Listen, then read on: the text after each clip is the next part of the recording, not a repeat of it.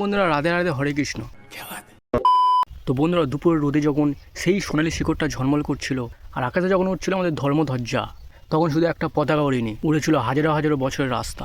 শুধু ওটা রং নয়, ওটা ছিল পরম্পরা, বিশ্বাস আর আত্মসম্মানের প্রতীক। কিন্তু এর মধ্যে মজার কথা কি জানো?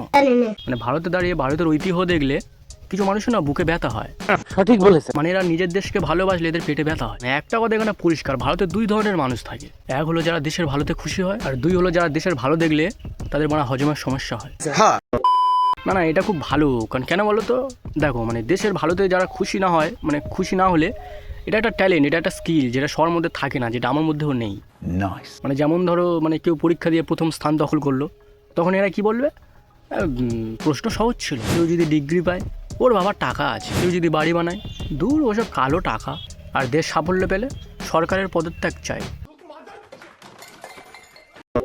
যখন মন্দির হয়েছিল তখন অনেকে বলেছিল যে এই টাকায় হাসপাতাল বানালে হতো না। বলছি যে এত অসুস্থ কোথায়? আর যদি হাসপাতাল বানায় তখন বলবে এই সরকার হয়, সাধারণ নাগরিক এত মানে সাধারণ জনগণ এত অসুস্থ হচ্ছে কেন? মানে কি বলবো, মানে এক কথায় বলতে গেলে মানে ভারতের যদি কিছু ভালো হয়, এরা তখন মন খারাপের ভিআইপি হয়ে যায়। সত্যি কথা বলতে, যারা নিজের দেশের উন্নতি দেখলে যারা এমন ছটফট করে, তাদেরকে একটা কথা বলি যে দাদা ভাই, দেশ ভালো হলে আপনিও ভালো হবেন এবং ভালো থাকবেন। আর মুখে হাসি মুখ করে রাখবে, ঠিক আছে? তাহলে ক্যালসিয়াম বাড়বে আর ডিপ্রেশনটা কমবে।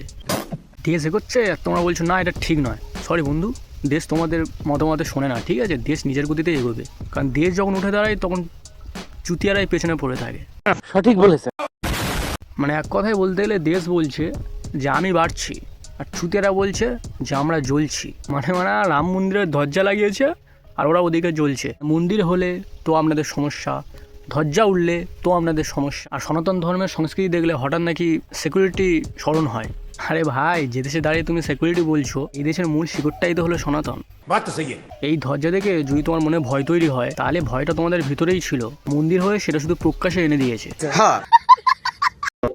না কথা বলি, মানে এখানে যারা থাকে, এখানে থেকেও মানে কী করে মানে নিজের দেশের উন্নতি দেখলে গা পিত্তি জ্বলে যায়। কেন, কী জন্য হয়? কোথায় তোমাদের জ্বালাটা লাগে? ওরা নিজের দেশের কোনো উন্নতি দেখলে এরা থাকতে পারে না, রাতের ঘুম গায়েব হয়ে যায়।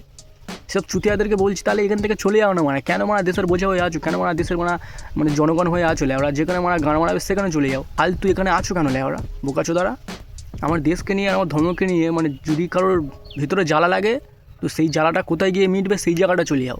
যেখানে থাকবে সেখানে দাঁড়িয়ে, সেখানে থেকে, সেখানকার খাওয়া দাওয়া গান্ডে বিন্ডি চুদিয়ে, ঠিক আছে? এই দেশে নিয়ে বা আমাদের ধর্মকে নিয়ে খারাপ কথা বলো না। তো যাই হোক, শেষে একটা কথা বলে ভিডিওটা শেষ করছি। যারা দেশের ভালো দেখে চুপ থাকে না, তারা দেশের খারাপ কিছু হলে তারাও চুপ থাকে না, কারণ তারা চুপ থাকতে পারে না।